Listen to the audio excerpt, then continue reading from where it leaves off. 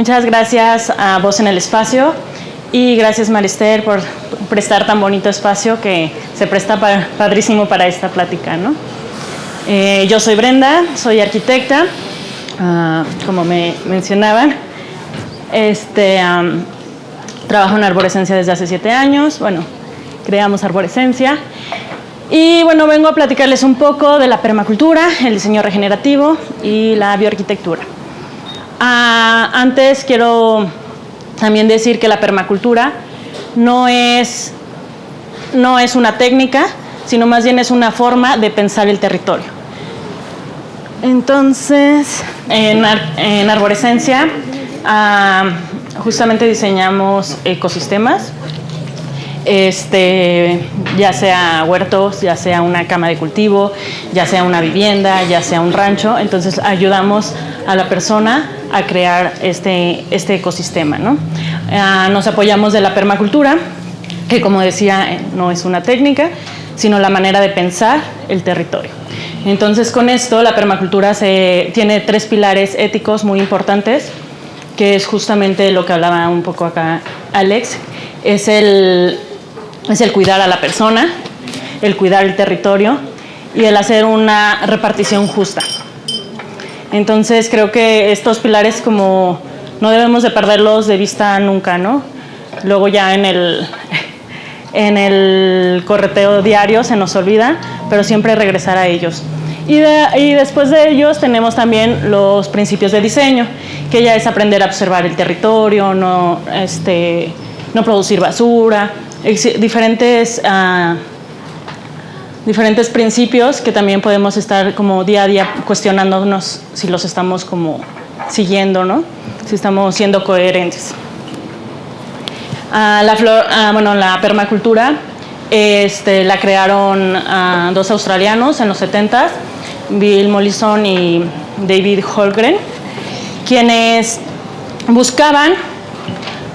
ellos más bien buscaban en la agricultura, buscaban hacer una agricultura permanente, que no fuera únicamente de temporada, sino que fuera un poco más permanente y ya no estar sembrando, cosechando todo cada vez, ¿no? Entonces es por eso que ellos crean esta forma de ver el territorio. Entonces empieza muy básico a lo mejor en la agricultura, pero se dan cuenta que no es solo agricultura, ¿no? Que es economía, que es sociedad y que es política. Entonces, bueno, aquí en la flor de la permacultura, David Holmgren lo que nos dice es todos los aspectos que debemos tener en cuenta. No solamente, porque justamente muchos hablamos así como de regresar al campo y todo esto, sí, pero hay que utilizar la tecnología. No estamos en contra de la tecnología, ¿no? Es parte de trabajarla también. Es trabajar todo en conjunto, desde la persona hasta la educación, para crear espiral de abundancia. Y bueno, también David crea esta escala de la permanencia, en donde justamente la crean para no pisar para no retroceder en nuestros procesos, ¿no? Por ejemplo, una persona llega y dice, ¡ay, qué padre, ya tengo mi terreno, yo quiero aquí mi casa! Y está pensando en la casa cuando primero tiene que pensar en muchas otras cosas. Cuando pensamos solo en la casa, a lo mejor la construiste en donde se va a inundar, o en la única tierra fértil que tenías, o en donde hacen unos aironazos que se va a llevar tu techo, no sé, ¿no? Entonces lo que hay que hacer es pensar todo con mucho más cautela. Vamos de lo más difícil de cambiar a lo más fácil de cambiar. Lo más difícil de cambiar, entonces, es el clima. Y en cuanto al clima, pues sí, son las temperaturas, todo esto, pero también es mucho el clima mental. Entonces, el cómo estoy yo, el qué necesita mi familia, ¿no?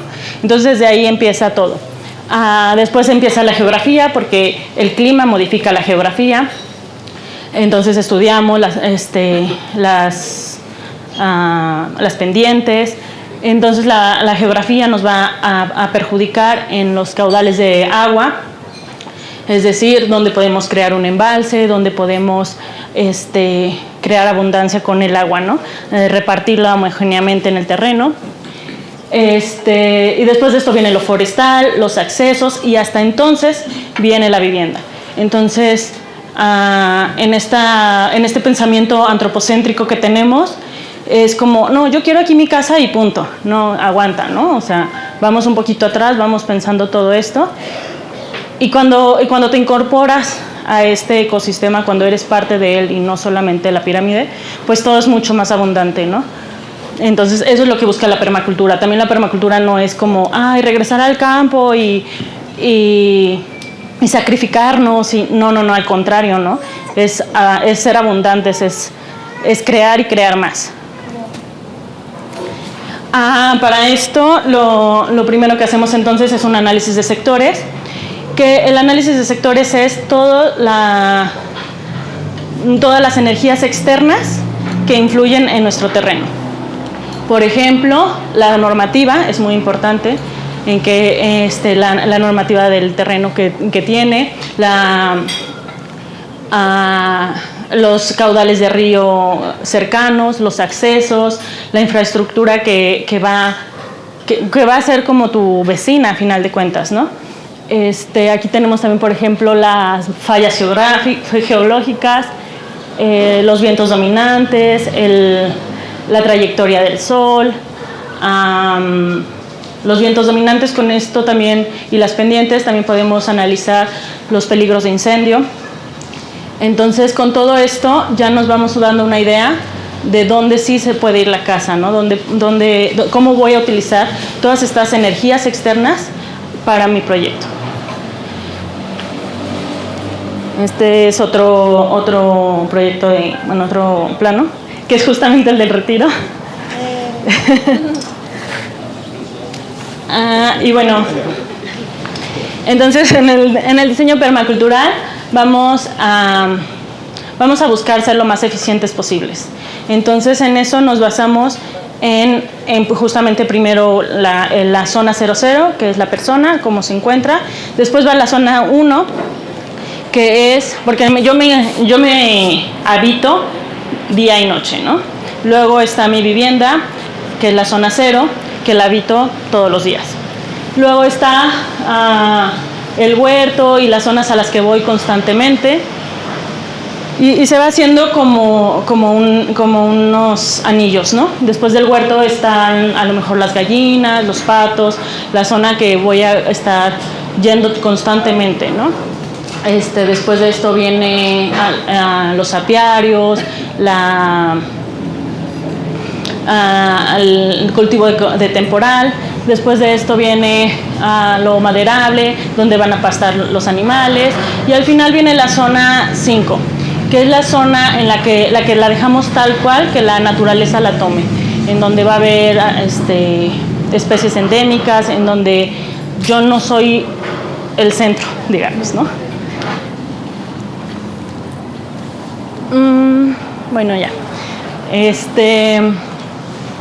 Entonces, basándonos en estos principios, es que llegamos al diseño regenerativo.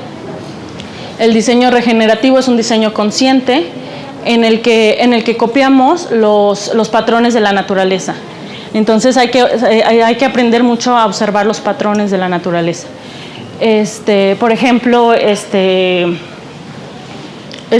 ciclo de la absorción de las calorías, ¿no? Del sol. Cómo lo absorben las plantas, cómo los insectos se alimentan de ellos, etc. Entonces llegamos y hacemos un círculo cerrado. Entonces cuando ya pasamos toda esta vivencia y la planta se alimenta del suelo, el suelo es un suelo vivo. Entonces nos va a dar muchos nutrientes a la planta y así sucesivamente. Es como abundancia. Esto, por ejemplo, en un baño. Cuando nosotros vamos a un baño tradicional, a un baño convencional,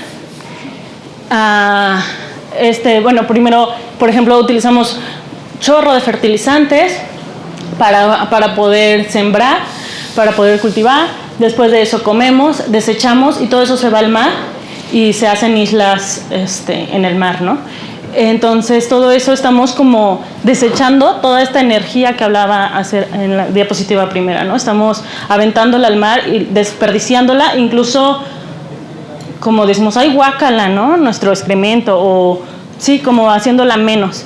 Cuando si lo hacemos en un círculo cerrado, cuando en lugar de comprar fertilizantes abonamos con nuestro mismo compost, el cultivo va a ser mucho más abundante. Entonces es lo mismo, ¿no? La misma espiral. Hablamos también entonces de que lo regenerativo justamente busca esta espiral.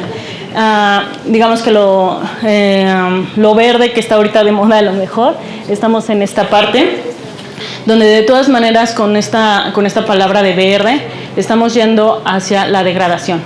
Tampoco es suficiente la sustentabilidad porque vamos a sustentar algo que ya tenemos roto. Entonces lo que se busca es regenerar. Es que tú le metes energía y todo, pero poco a poco, si tú dejas tu terreno solo, la naturaleza lo va a ir tomando y cada vez va a ser más rico. Y cada vez vas a tener que meterle menos energía tú. Bueno, lo que les hablaba hace ratito de la dominación a la interconexión, ¿no? Entonces es el dejar de ponernos en la cúspide de la pirámide y empezar a pensarnos como parte del ecosistema. Los patrones. Por ejemplo,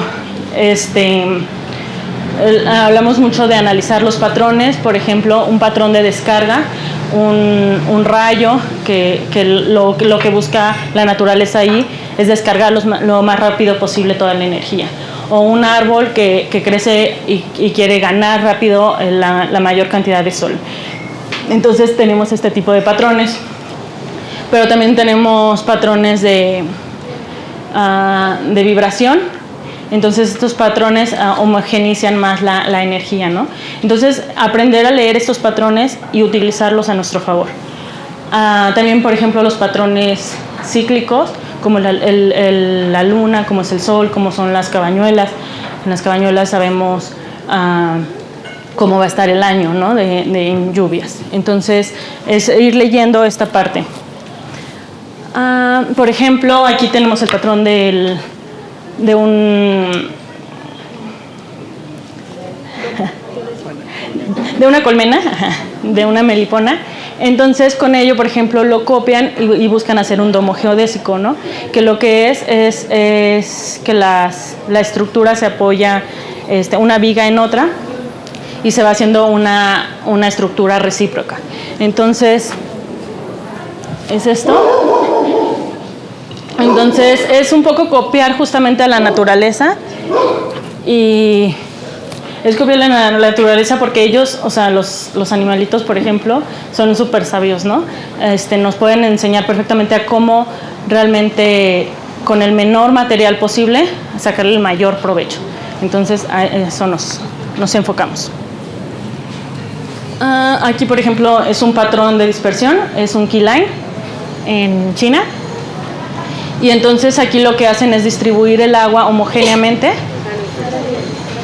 y es bello, ¿no? Porque estamos siguiendo los patrones de la naturaleza. Entonces por ejemplo, o que es en Veracruz, que es lo mismo, ¿no? Copian las formas de la naturaleza, lo que buscan es distribuir el agua homogéneamente, entonces todas las plantas alcanzan a recibir lo suficiente, todo el suelo lo mismo, no hay erosión. Entonces ahí se da la abundancia. Este es un diseño permacultural de un rancho en el que vemos, por ejemplo, los circulitos. Ahí hay 3 viviendas, entonces son los puntos 0, 0, y como cada uno tiene su punto como de, ¿cómo se dice esto? De comunicación con las demás zonas, ¿no? Y en este mismo rancho está el diseño keyline, que es la distribución homogénea del agua, ¿no? Que es lo más importante realmente en nuestro el punto central, pues, porque pues si no hay agua no hay vida, ¿no? Este mismo ejemplo se puede hacer en una pequeña azotea. Entonces vamos viendo también cómo no es únicamente en los grandes ranchos, ¿no? Cómo todo esto puede ser aplicable en lo micro. Aquí, por ejemplo, es un embalse, bioembalse Chinampero, que le llamamos. Era una clienta que sacaba el agua de pozo, pero justamente el agua de pozo es muy dura, entonces con ella regaba y era un agua muy dura. Entonces lo que hicimos fue recircularla, darle vida con este embalse, que justamente no es como que, ay, pero le voy a invertir tanto nada más para quitarle la dureza al agua. No solo para quitarle la dureza al agua. Además, vas a tener ahí tilapias, además vas a tener producción de hortalizas, además vas a tener una biopiscina. Entonces todo se va convirtiendo en mucho, ¿no? Abundancia. En abundancia. Ajá. Entonces, bueno, por ejemplo, aquí lo estamos construyendo. Entonces se ve la parte de la zona de nado donde van a estar las tilapias. Luego se ve todo este segundo escalón en donde está todo el biofiltro, todas las plantas que nos van a ayudar a depurar el agua, a limpiarla. Y a la última está la zona de hortalizas, donde vamos a regar con estas aguas para que las hortalizas crezcan súper bien. Y entonces cuando la clienta necesite sacar agua de ahí, la saca y vuelve a meter el agua del pozo al estanque. Entonces es una manera de vitalizar el agua. Aquí ya estamos poniendo los plásticos, el huerto. Y bueno, esto mismo también en lo forestal, ¿no? Entonces hacemos asociaciones de árboles, de especies, incluso, por ejemplo, no solamente va a ser un área forestal en este caso, que la idea era como mantenerlo lo más...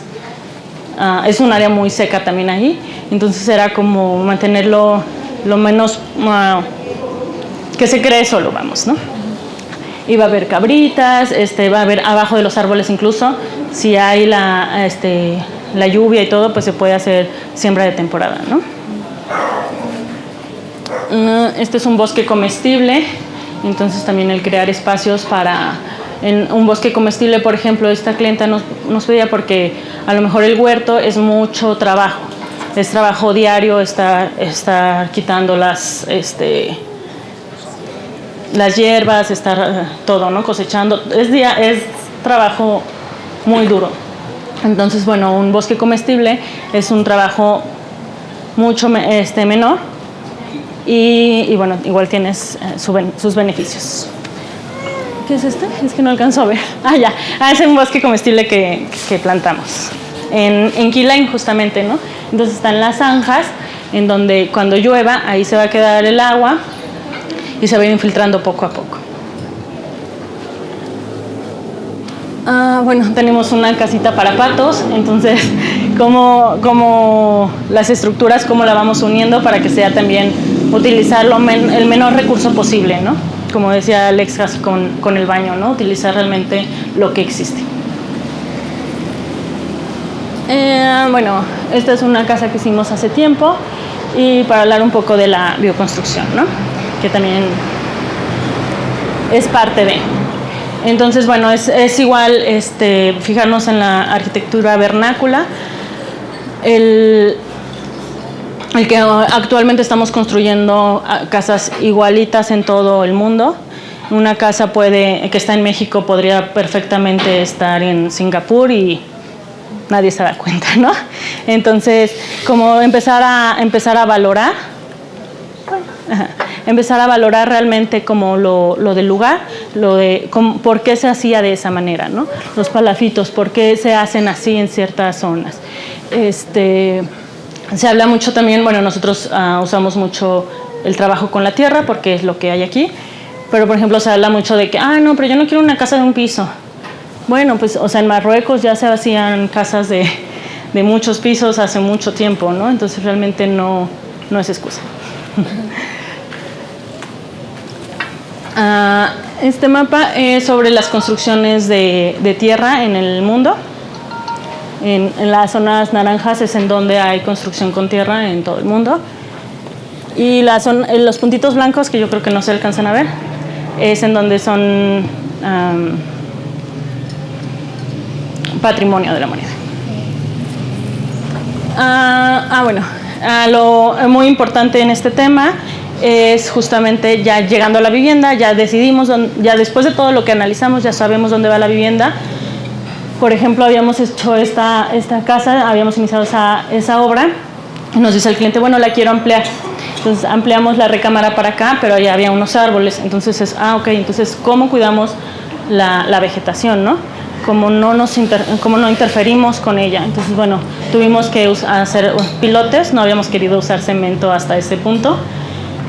Todo lo habíamos pegado con cal, toda la piedra, pero bueno, en ese punto fue como, bueno, no puedo hacer una cimentación con piedra porque va a dañar las raíces de los árboles, ¿no? Entonces lo que hicimos fueron hacer pilotes y que esta recámara quedara volando.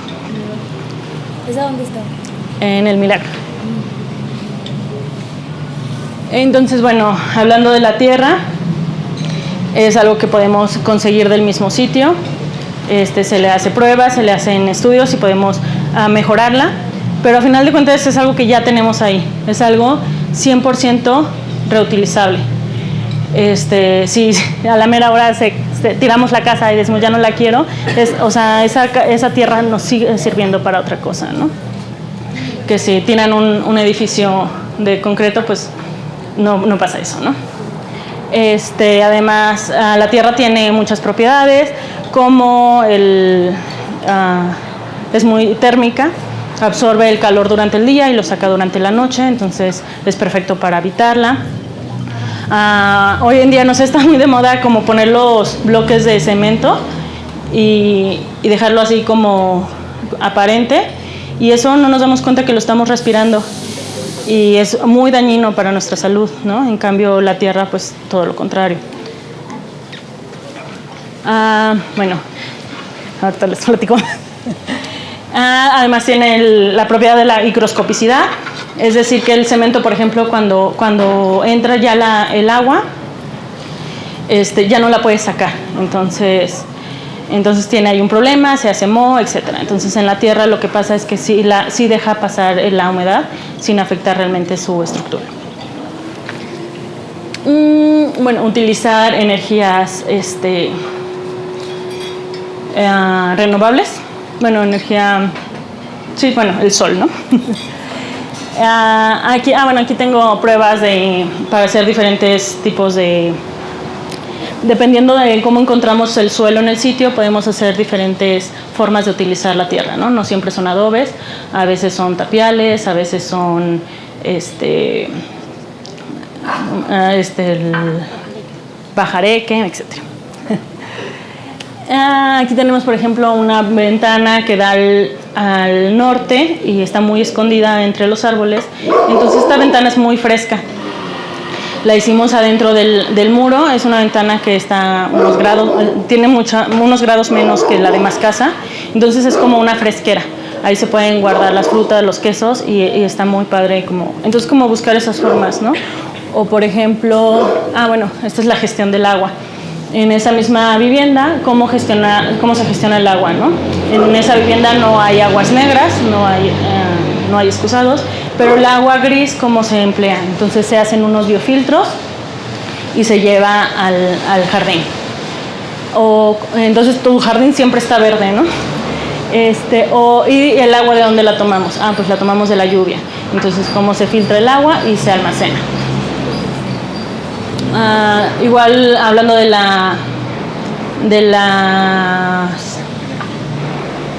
¿cómo se llaman? De las ecotecnologías.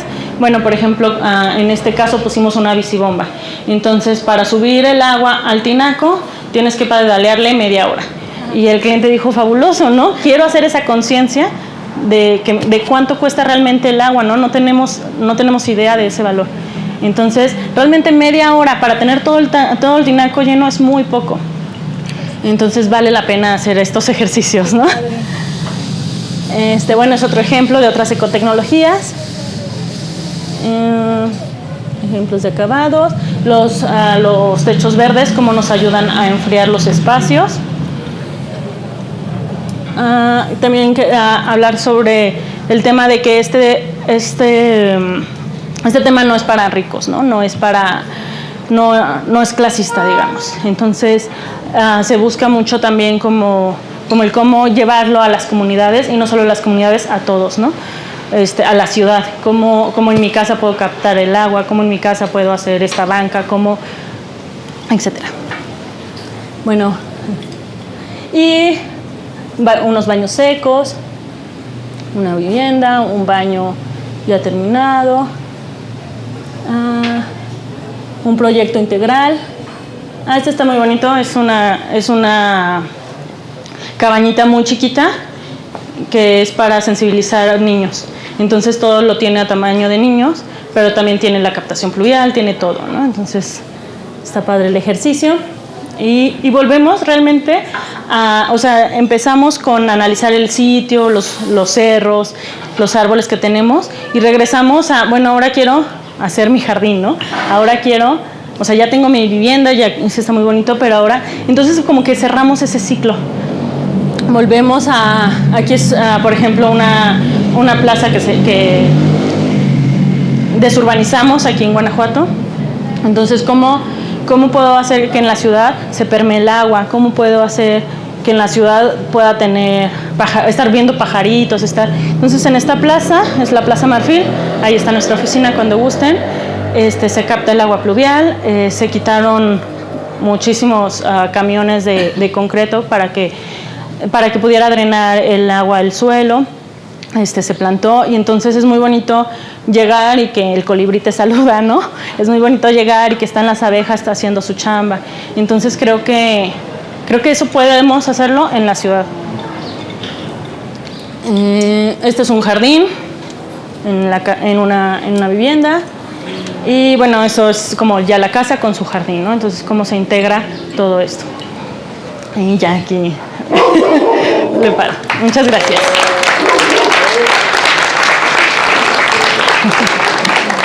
Muchas gracias. Sí, es muy interesante todo lo que platicas, claramente esta idea de diseño cíclico, de forma de vivienda cíclica para evitar fugas de energía y de estructuras autoportantes, ¿no? Como la geofísica. De eso se trata, que se sostengan por sí mismas.